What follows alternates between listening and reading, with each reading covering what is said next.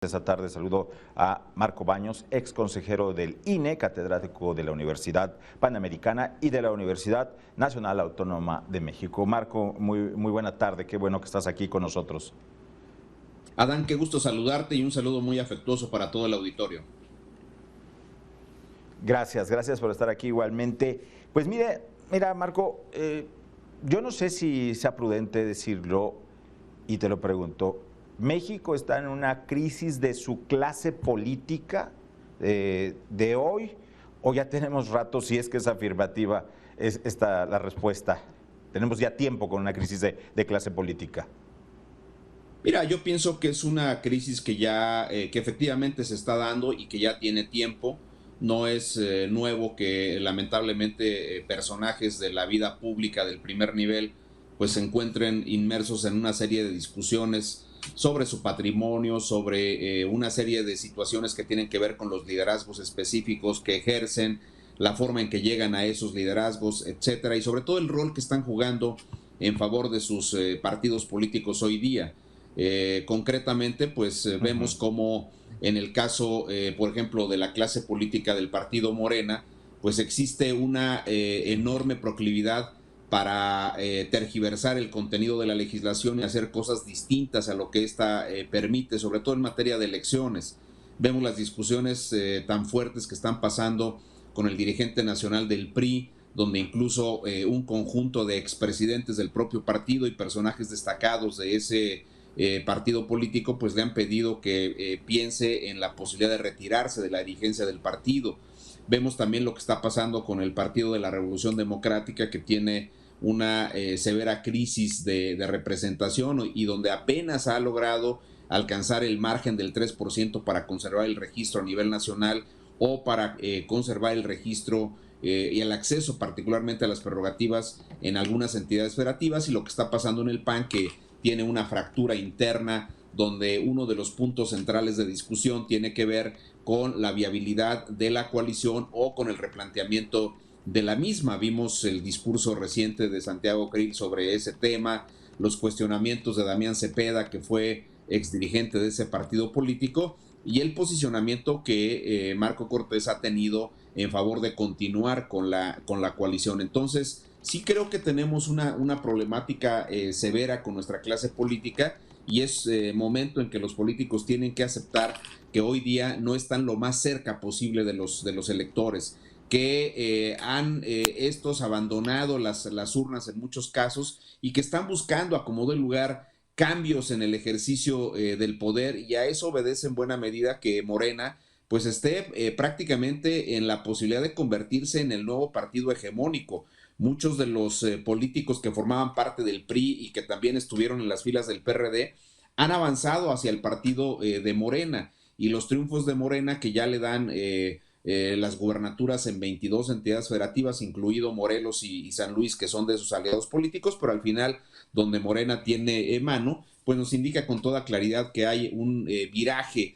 hay un traslado de muchos miembros de la clase política que estaban en el PRI y en el partido del PRD sobre todo, también algunos, pero más, son casos más aislados del PAN, pero la mayoría del PRI y del PRD que han conformado un nuevo partido político y que es el que está en la víspera de convertirse en un nuevo partido hegemónico, Adán.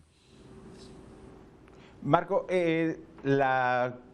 contienda que está pues en puerta, yo diría en puertas, es el 2024, pero el año electoral arranca precisamente el año entrante.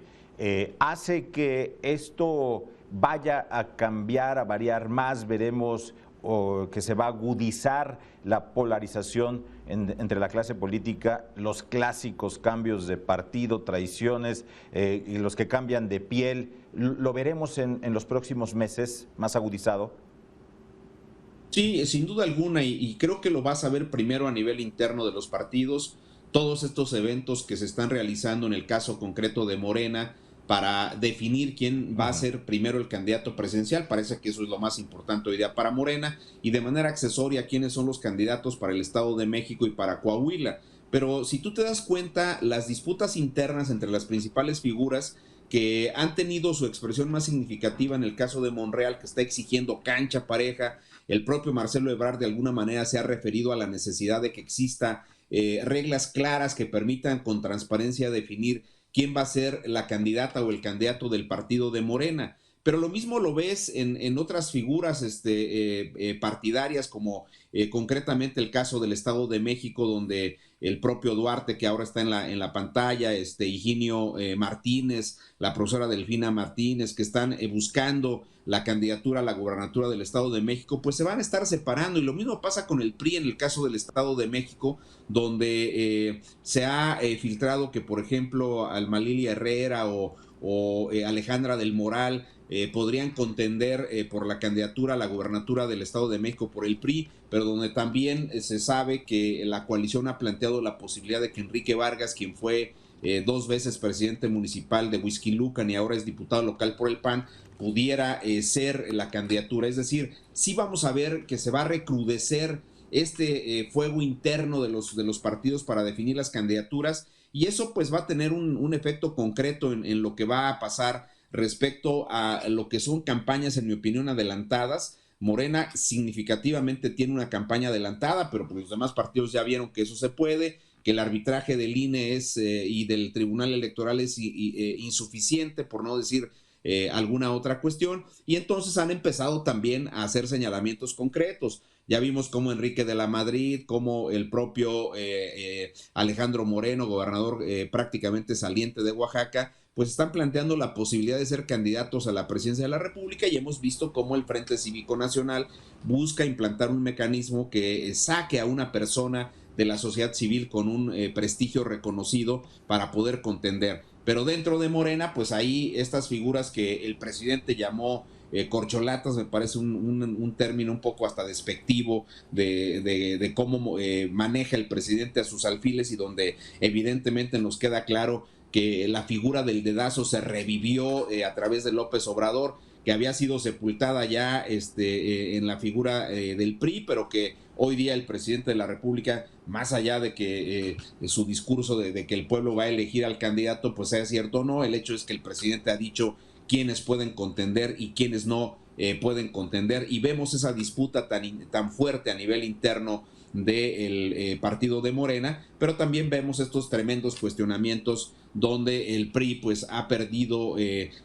lugares donde no había perdido nunca las gubernaturas, el caso de Hidalgo, el caso de Oaxaca, y pues ahora está en juego el Estado de México, estará en el 2023, pero también Coahuila, donde ahí pareciera que el trabajo que ha hecho Miguel Riquelme como gobernador de esa entidad federativa, pues le da mayor posibilidad al PRI en el caso de Coahuila. En el Estado de México, las tendencias que se reflejan en los ejercicios demoscópicos parecieran darle cierta ventaja a Morena, pero vamos a ver qué ocurre en estas disputas que traen los partidos a nivel interno, y sobre todo la forma en que van a poder lograr contender por la vía de la coalición o en forma separada. MC es un partido que va creciendo, es un partido que, con independencia de los porcentajes de votación que sacaron en las últimas 6 elecciones, es un hecho que está creciendo, es un partido que tiene una tendencia a la alza. Vamos a ver cómo se refleja eso en el 2023 y cómo lo cristaliza ese partido hacia el 2024. Marco Baños, ex consejero electoral del INE, catedrático de la Universidad Panamericana y de la Universidad Nacional Autónoma de México. Muchas gracias por estos minutos con Mega Noticias MX. Es un honor, Adán. Muchísimas gracias. Un saludo para tu amplísimo auditorio. Un abrazo para todos.